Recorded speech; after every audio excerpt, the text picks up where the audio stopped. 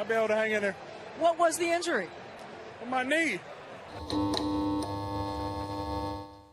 What's going on, guys? Justin here, back with another video, and today I want to go over some season predictions for the Green Bay Packers. Now, I actually recorded the audio for this video already, but I had to remake it after the Micah Parsons news. I think it will make such a difference, and so much so that I had to change my predictions. So let's jump into week 1 as the Packers open at home for the first time under Matt LaFleur and take on the Detroit Lions. And honestly, I don't feel great with all the injuries the Packers have had throughout the preseason. But I did think that Detroit's record last year was better than their actual performance and that they should take a step back after losing Ben Johnson. I think the Packers announced the defensive starters before the game week 1, ending with Micah Parsons, resulting in an insanely fired up team, and they take this one at home 27-20. Moving on to week 2, the Packers are at home again on Thursday night against the reigning Rookie of the Year Jaden Daniels and the Commanders. Now, this is a gold package game, which means many of the tickets are allotted to people from Milwaukee. Last year, the Packers took on the Lions on Thursday night in a gold package game, and I think there was more blue in the stadium than green. It's a common thing for the gold package holders to sell their tickets, but even more common for these weeknight games. So I already don't love this. That being said, I think the Commanders see a bit of regression this year and the Packers find a W in week 2. I don't think it will be easy, but I think they find a way to force a couple turnovers and win something like 30-27, improving to 2-0. Moving on to week 3, the Packers head out to Cleveland, and this should probably be their easiest game on the entire schedule. I would probably prefer if Flacco doesn't start this one because I think Dylan Gabriel and Shadur Sanders are way worse, but it really won't matter. The Packers take this one easily, 24-13. In week 4, the Packers head down to Jerry's World in a Micah Parsons revenge game. And if my memory serves me correct, I don't think they've ever lost at AT&T Stadium. The Packers should have their hands full with the Cowboys' passing attack, and I love the Packers' safety group, but I can't say the same about the corners. I think this one will be a shootout, and the Packers are going to have to put up some points unless they can control the time of possession with their rushing game. I think the Packers do continue their dominance at AT&T Stadium and give Micah a nice revenge game win, taking this one 28-27 and improving to 4-0. In week 5, the Packers are at home with a bye. Staying at home in week 6, the Packers host the Bengals in a battle for banging on the drum all day. An even higher power offense this week, but a way worse defense. I am a bit worried about what Joe Burrow, Jamar Chase, and T. Higgins will do to these Packers corners, though I do have faith in Jeff Hafley. And the new pass rush with Micah Parsons should give this Bengals O-line fits all day long. Coming off a bye, I think the Packers' front 7 is too much for the Bengals to handle, and the Packers stay perfect, winning 30-24. The Packers fly out west in week 7 to take on the Arizona Cardinals, and remember last time they played in Glendale? What an awesome game. But besides that, the Packers have had rocky success in these faraway road games, especially the Sunday West Coast games. But I'm not overly impressed with the Cardinals, and I don't think they've improved enough overall to take down the Packers. No one over there particularly scares me, and I think the Packers take this one without much of a sweat, 27-14, improving to 6-0. The Packers then travel to Pittsburgh to take on Aaron Rodgers for the first time, and this game is also on Sunday Night Football. Just what a game. I would love to go, but the tickets are already insanely expensive, and I don't even know what the hotel prices look like. The Steelers look to have an elite defense again this year, but even if they had MVP Aaron Rodgers, I'm not sure there's enough firepower on the offensive side of the ball for them to have a top offense this season. I think this one will be a low-scoring affair that the Packers ultimately take 17-13, improving to 7-0 and denying Aaron Rodgers of achieving a victory over all 32 teams.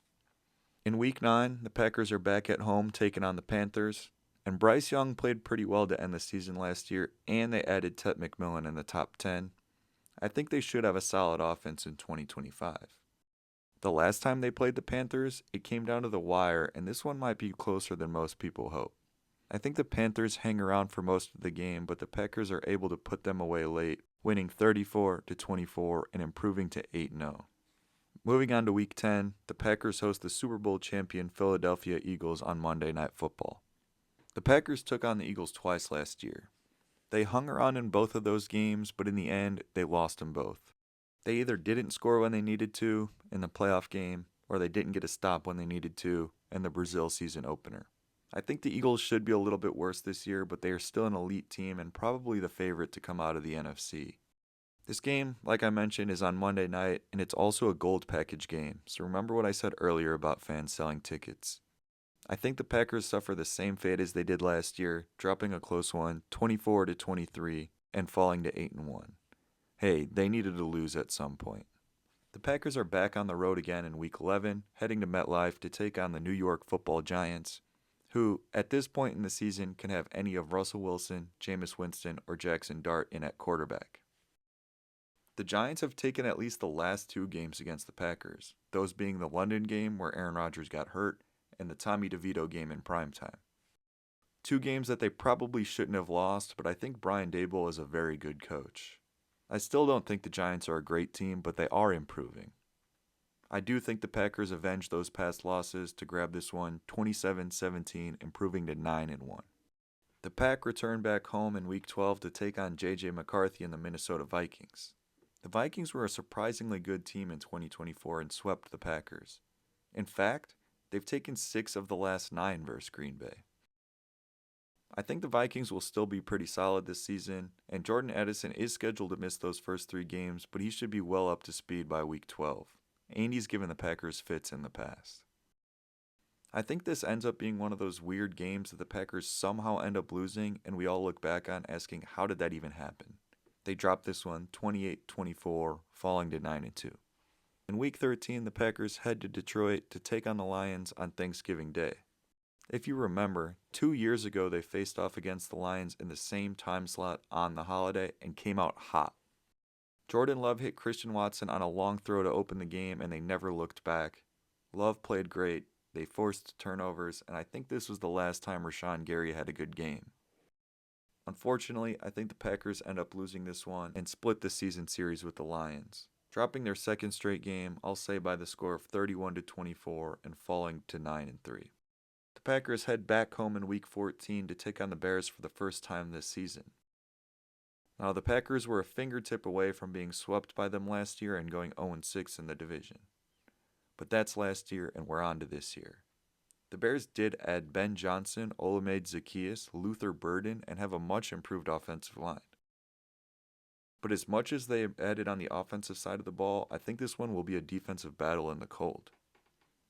I think the Packers avenged their choke job in Week 18 last year and grabbed this one 16-10, improving to 10-3. Packers head back out on the road in Week 15 to take on the Denver Broncos, and this is the most trappy game I've ever seen in my entire life. Uncommon opponent, road game, high elevation, cold weather game, veteran head coach, young scrappy offensive players.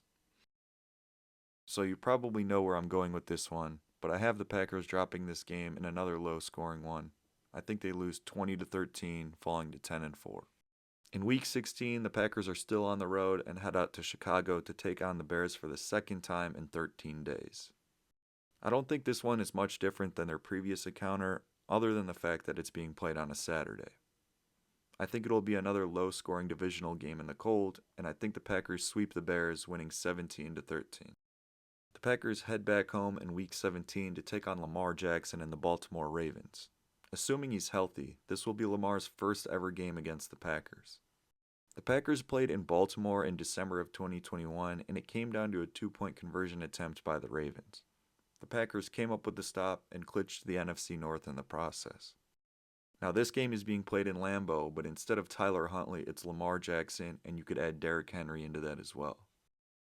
I think this one will be a heavyweight battle, but the Packers squeak it out 30-27 thanks to Micah Parsons.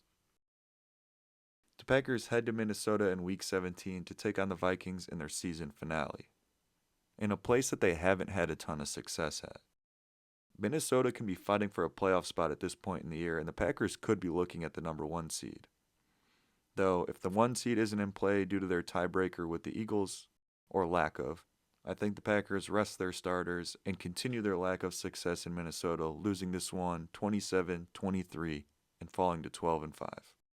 About a week ago, I was quite a bit less optimistic, but then the Micah Parsons trade happened.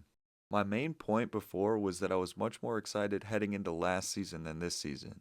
They were a play away from the NFC Championship game in the 2024 playoffs, but ended that following year on a down note.